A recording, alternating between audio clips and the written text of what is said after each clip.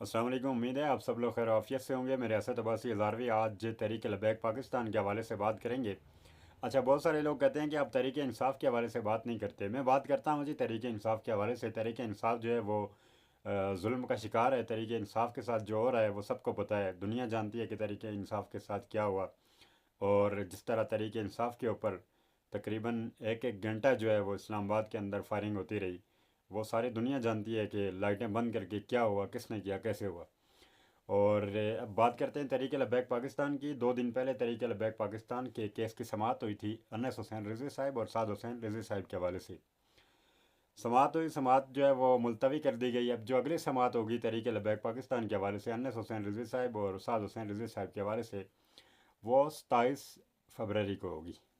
अब जो मरीद के पुलिस के जो सीनियर अहदेदारान थे, उनको ये उन्होंने ये बताया कि कोर्ट के अंदर उन्होंने ये बताया कि मरीद के अंदर तहरीक लबैक पाकिस्तान के जो कायदीन हैं अर्थ थाने में उनके ऊपर केस है।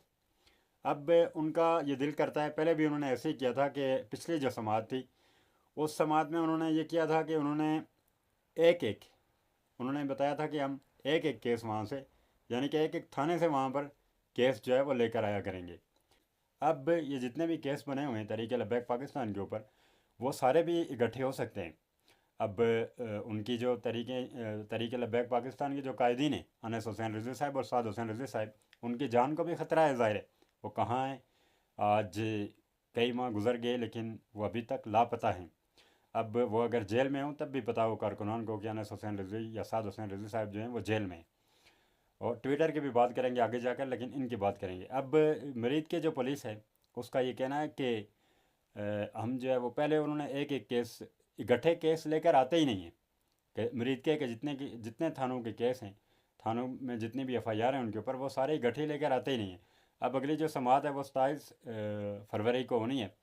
अब वहाँ पर देखते हैं क्या होता है। अनस हुसैन रिजवी साहब और साद हुसैन रिजवी साहब जो तहरीक लबैक पाकिस्तान के सीनियर रहनुमा हैं, जो लीडर हैं तहरीक लबैक पाकिस्तान के, अब देखते हैं कि क्या होता है। और अगली समाअत जो है वो 27 फरवरी को होगी। तहरीक लबैक पाकिस्तान के कायदीन जो है वो लापता हैं उनके हवाले से। अब तहरीक लबैक पाकिस्तान जो है वो इस टाइम बैन है। तहरीक लबैक पाकिस्तान के ऊपर पाबंदी है, उसके बावजूद अगर आप इनको ट्विटर के ऊपर देखें तो ये वो साद हुसैन रिजवी साहब ने ये कहा था कि मेरे पास मलंग हैं, 100 रुपये का पैकेज लगाते हैं और बड़ी बड़ी चीज़ें उड़ा कर रख देते हैं।